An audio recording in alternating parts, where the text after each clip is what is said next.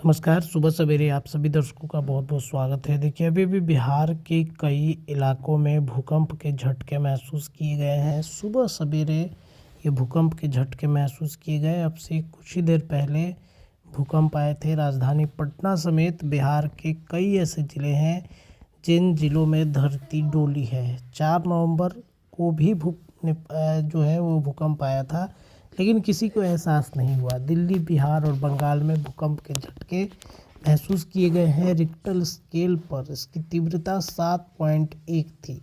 तिब्बत में इसका केंद्र था। नेपाल और भूटान में भी इसका असर देखने को मिला है। दिल्ली एनसीआर, बिहार और पश्चिम बंगाल में सुबह सवेरे 6:35 पर भूकंप के झटके महसूस किए गए हैं। नेशनल सेंटर फॉर सेस्मोलॉजी के मुताबिक रिक्टर स्केल पर इसकी तीव्रता 7.1 थी। इस भूकंप का केंद्र तिब्बत के सिजांग में जमीन से 10 किलोमीटर नीचे था। भूकंप का असर नेपाल, भूटान सहित भारत के सिक्किम, उत्तराखंड में भी दिखा है। फिलहाल भारत में भूकंप के कारण नुकसान की कोई सूचना नहीं है। नेपाल और चीन में भी नुकसान की अब तक कोई खबर नहीं मिली है।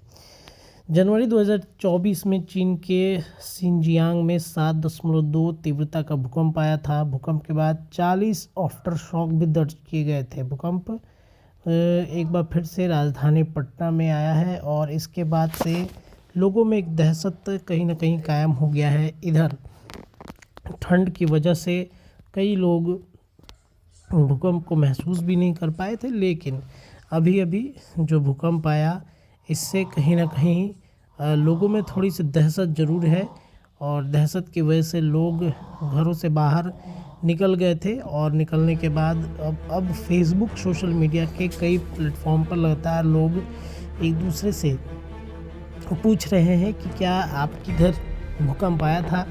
दरअसल बिहार और पश्चिम बंगाल में सुबह सवेरे भूकंप के झटके महसूस किए गए हैं। रिक्टर स्केल पर तीव्रता 7.1 आगे गई है। नेशनल सेंटर फॉर सेस्मोलॉजी के मुताबिक इसका केंद्र नेपाल में था।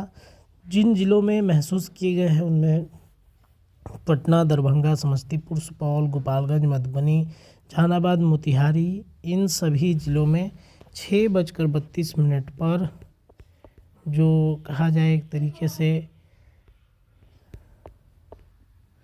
कि वहाँ पर जो एक तरीके से देखा जाए तो इन लोगों ने झटके जो है वो महसूस किए हैं। आपको क्या लगता है भूकंप को लेकर? अपनी राय कमेंट में रखिए। देखते रहिए स्वदेश लाइव। धन्यवाद।